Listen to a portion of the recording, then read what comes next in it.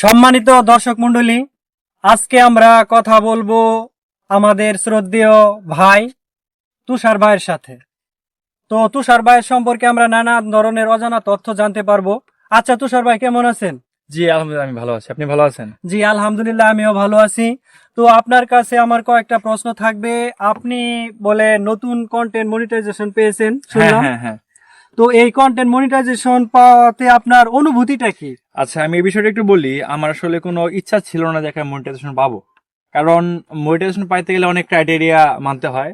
আমি বিষয়গুলো কখনো মানি নাই। আমি আমার আইডিতে সবসময় শেয়ার করা পোস্ট বলেন, ডাউনলোড করা পোস্ট বলেন, সেগুলো বেশি ছাড়তাম। কিন্তু রিসেন্টলি আমার আইডির মধ্যে একটু বেশি পরিমাণে রিচ হয়ে যায়। যেমন দেখা যায় যে 1 মাসের মধ্যে প্রায় 60 থেকে 70 হাজার ভিউ, এমন অবস্থা। তো আমি ভাবতেছিলাম হয়তো নতুন একটা পেজ খুলবো যেন মনিটাইজেশন হয়। কিন্তু হঠাৎ করে আজকে রাত থেকে ঘুম থেকে উঠে দেখি আমার আইডিতে কন্টেন্ট মনিটাইজেশন সেট আপ দেওয়া। এটা দেখে আমি অনেক প্রফুল্ল, অনেক ভালো লাগছে বিষয়টা। ধন্যবাদ। আমি কন্টেন্ট মনিটাইজেশনের জন্য অনেক চেষ্টা করছি কিন্তু পাচ্ছি না, আর তিনি না চাইতে পেয়ে গেছেন।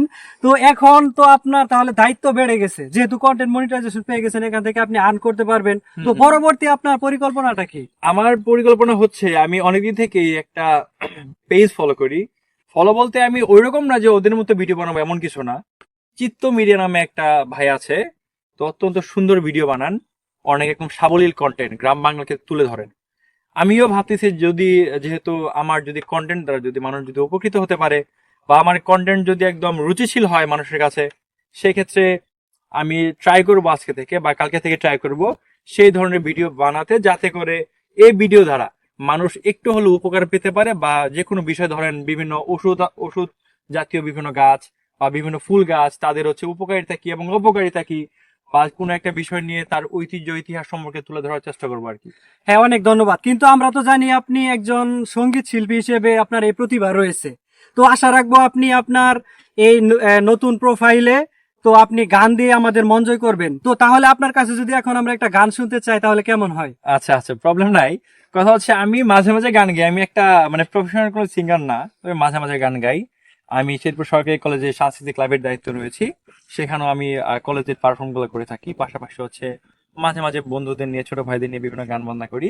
তো আপনি যেহেতু এটা শুনতে চেয়েছেন, তাহলে আমি তো আপনাকে একটা ছন্দের মাধ্যমে আমি বলি, তারপরে আপনি গানটা হ্যাঁ, শুরু অবশ্যই করুন। অবশ্যই। তো দর্শক মন্ডলী, আমাদের চারপাশে দেখতে পাচ্ছেন সর্ষে ক্ষেত। এখানে একটা সময় ছিল ধান। এরই মাঝে আমাদের এই আজকের এই অনুষ্ঠানে আমাদের তুষার ভাই আপনাদেরকে শোনাবেন একটি গান। আচ্ছা, অত্যন্ত সুন্দর ছন্দ আপনার। তো আমি এখন গানটা বলার চেষ্টা করবো, সেটা আমার শ্রদ্ধেয় শিল্পী আসিফ আকবরের একটা গান রয়েছে, অত্যন্ত পরিচিত আমার একটা গান। আপনার আশা করি আপনাদের অনেক ভালো লাগবে, সেটা ট্রাই করি। আচ্ছা। কেমন আছো তুমি,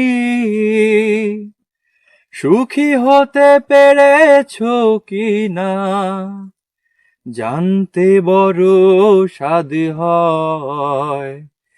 আমাকে ভুলেছো কি না, তুমি তো জানো না, প্রেম নয় ছলনা, প্রেমিকের মন ভেঙে মন পাওয়া যায় না,